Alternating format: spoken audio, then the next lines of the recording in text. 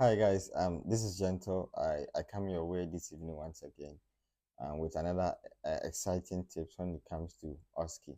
So this evening I would like to talk about one aspect of our implementation that usually confuses candidates, and many people fail at this point, and that's very detrimental to fail when it comes to as required medication.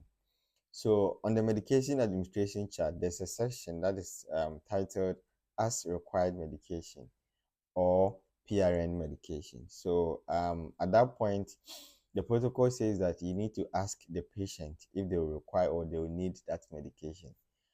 In OSCE, the popular or the common medications that comes as required medication section when it comes to implementation analgesics mostly, and sometimes antiemetics.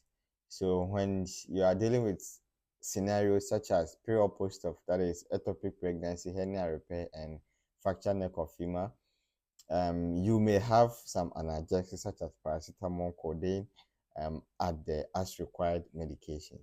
And when you're also dealing with scenarios such as end of life, there's a higher chance or possibility that you may have antiemetics at the as required medication. So as the protocol demands, you need to do what? Ask the patient if they really need that medication before you give. So if you ask the patient that um, if they will need that medication and they answer you that yes, they need it, then you read the prescription, then you proceed to dispense the medication accordingly. However, with analgesics, okay, there are rules governing them when it comes to the as required medications. Analgesics, the protocol says that it should be given at an interval space of at least 4 to 6 hours. So before you give any as required medication, which is an analgesic, you need to check the last time that medication was given. For let's take paracetamol as an example. So you see paracetamol prescription at the as required medication, okay, and you ask the patient and they answer that yes, they are in pain, so they will need some paracetamol. First thing, you need to check through your charts, especially at the as required at once only medications, okay, as once only medication section. You check if patient has received any form of paracetamol, either IV or tablet. Mostly in OSCE, um, they will put that trick there. That is, they will administer paracetamol IV at the once only medications, and also put paracetamol tablet at the as required medication. So please, before you administer as required medication or paracetamol, please check when last time patient received paracetamol, either tablet or IV. If it is not at least 4 to 6 hours intervals, please, you don't have to give the paracetamol at as required medication. The same so that is it. So paracetamol, to before you give, obviously you need to check the weight. If patient is not weighing 50 or more, you don't have to give a prescription of 1 gram. That is something we talked about it the other day. Patient has received paracetamol at the once only medications, let's say at 1100 hours, and your time of administration is 1400 hours, which means it's less than what 4 hours, so it's about 3 hours intervals.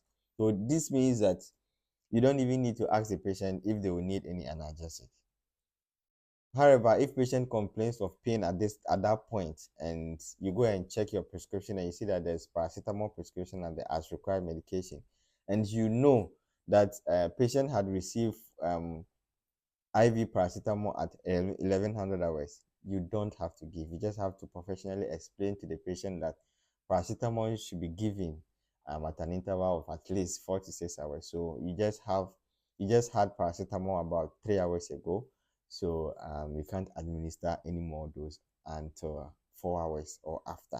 So you can provide the patient other non-pharmacological pain relief such as deep breathing exercises and repositioning to help resolve patient pain.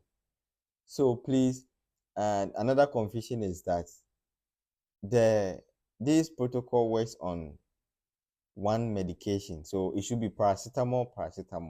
So in a case where patient receive codeine, okay, at the once only medication, and patient is having paracetamol at the PRN side, please, you have to give even if it is the next hour. You don't have to wait 4 to 6 hours. No, it should be paracetamol to paracetamol, codeine to codeine, morphine to morphine. You understand?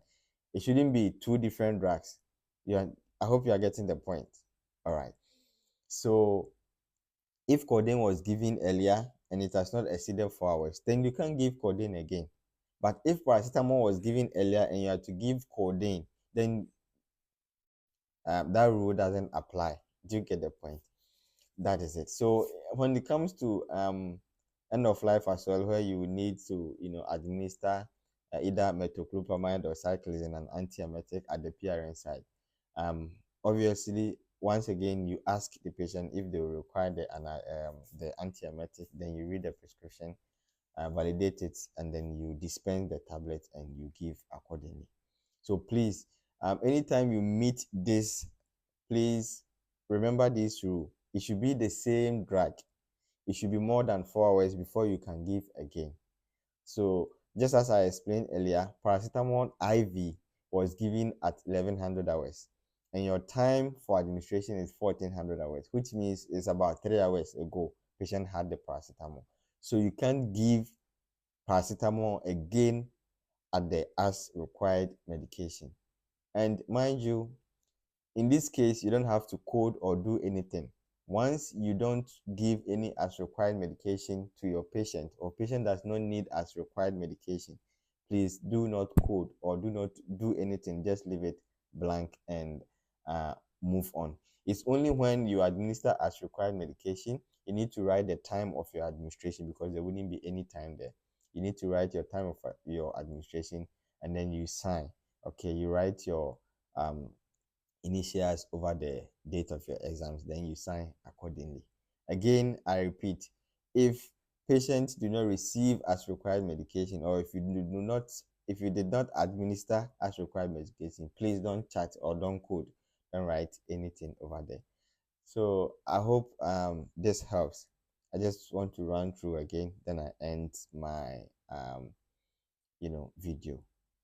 It should be one, the same medication, paracetamol to paracetamol, and it should be more than 4 hours. If it is less than 4 hours, please don't give as required medication in this case. So it happens to many candidates, and they fail because they think, okay, patient received IV paracetamol and now it is a tablet, so I have to give even if it's less than 4 hours. That's a fail. And um, one candidate was also confused because patient received codeine at once only medication, and when she got to the as required medication, there was paracetamol, and it was less than 4 hours. In this case, you have to give the paracetamol because it's codeine and paracetamol. However, if it were to be paracetamol that was given at the once only medication, then if it is less than 4 hours, you don't have to give the paracetamol again at as required medication. I hope this helps, and share this video to anyone who is preparing for their OSCE. And if you also need face-to-face training in preparation towards your OSCE, we provide that as well. You can send us a DM, then we give you an upcoming date as well. Once again, my name is Gentle. I talk about OSCE and many other things. Thank you. What do you call